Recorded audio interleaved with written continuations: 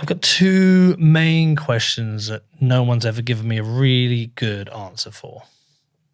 So. Ooh, that sounds ominous. Yeah, well, so in a future world of a much smaller block reward, much higher base chain usage, much higher on-chain fees, you still need an on-chain transaction to open a Lightning channel. So say I'm a brand new Bitcoiner and it's 2030 and on-chain fees are wherever they are.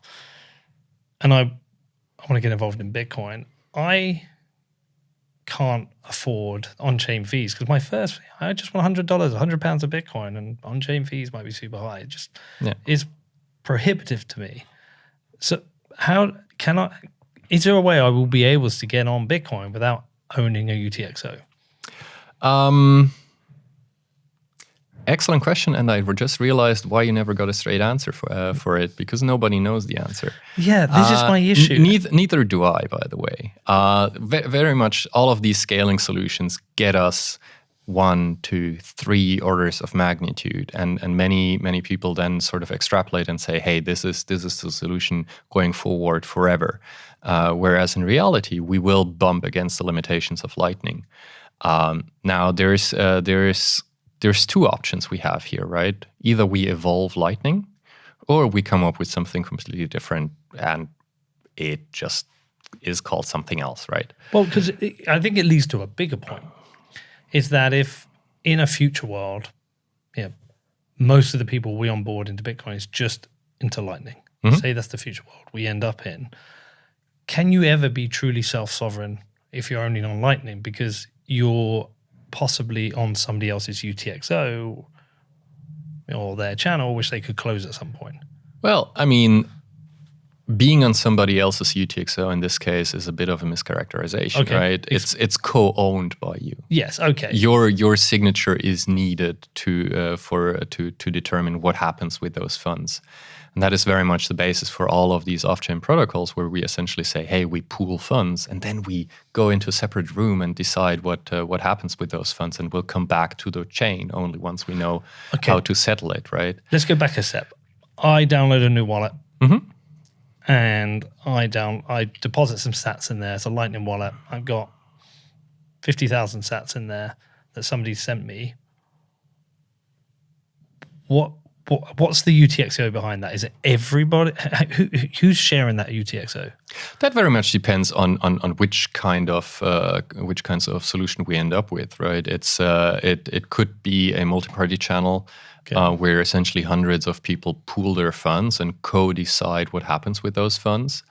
It could be something like a fedimint, where we delegate control of the UTXO to a federation, or it could be a custodial solution, right? I'm not one to sort of rail against custodial solutions. I just think we should give people the ability of choosing something more secure.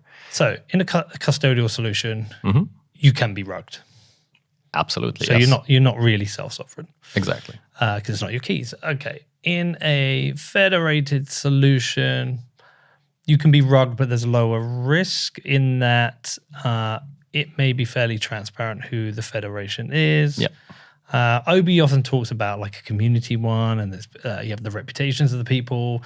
I'm still I'm not 100% convinced of that. It's still not your keys. I mean, at that point, you might have an external system, such as a legal system, that might actually act as your safety net, right? Well, this is where I wonder where we're going long term. So currently with a bank, if I go to a bank, it's an IOU. My money, if I go to my Revolut account, what I see is an IOU, and the only time I'm sovereign is when I withdraw it, or at the time where the payment's confirmed, because I know that payment's gone, so I pay for something. But essentially, I'm not sovereign. The bank has the money; it's an IOU, and I'm only protected up to £80,000. It feels like with Bitcoin, we're potentially building a new version of this with just a different set of rules, a better trust framework, a better technology, and ultimately a fixed limit currency that backs it. It brings more honesty to it. But in the end, it feels like we are having to redesign a new banking infrastructure because there is a limitation on the scaling of UTXOs.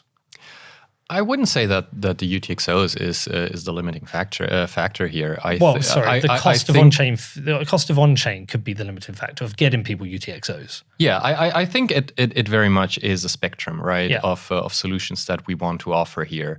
The spectrum of current options that we have in the banking sector are essentially all custodial. Yeah. And with the avenue of Bitcoin, we enable people to take charge of their own systems, and there's various grays in here, right? Federations and non-custodial and so on. And ultimately, I think the major limitation here is that using the fully non-custodial self-sovereign solutions is very technically challenging, and some people might choose not to use that. It's not the technically challenging bit of using base chain that worries me. Mm-hmm. You know, if I can set up a wallet, if I can set up a multi-sig, if I can manage my UTXOs, most people can do that, right? Mm-hmm. And it's getting easier and easier. My worry is the cost of onboarding millions/billions into this. So, yeah, I've just been out to Lebanon, previously Argentina. Very, very high poverty rates. You know, millions of people living under the poverty line, like high double percentage figures. And, you know, you go somewhere like that and you share some photos, people are like, Bitcoin fixes this. And, you know, most of the time I ignore them because they haven't been there and haven't seen the reality. But if the reality is just that we want to get millions of people onboarded, I don't think we're going to onboard billions of people into the base chain. No. Okay. But we constantly say, not your keys, not your Bitcoin. Mm-hmm. But I feel enough people there for having the conversation. It's like, well, yes, it's not your keys, not your Bitcoin, but the future of Bitcoin for a lot of people will be not your keys, not your Bitcoin.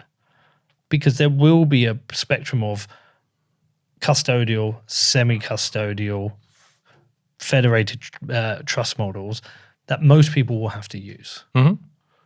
So is that a blind spot, or is that something people are avoiding, or is there a belief that actually, no, these will all be sold as well? I think we are essentially pushing in two directions, right? One is technical feasibility, and that is mostly the front I've been working on. Essentially, making sure that stuff becomes easier to use, stuff becomes more scalable. With multi-party channels, we can build arbitrary large off-chain protocols that essentially replicate all of the attributes that on-chain payments have, still being anchored in on-chain payments.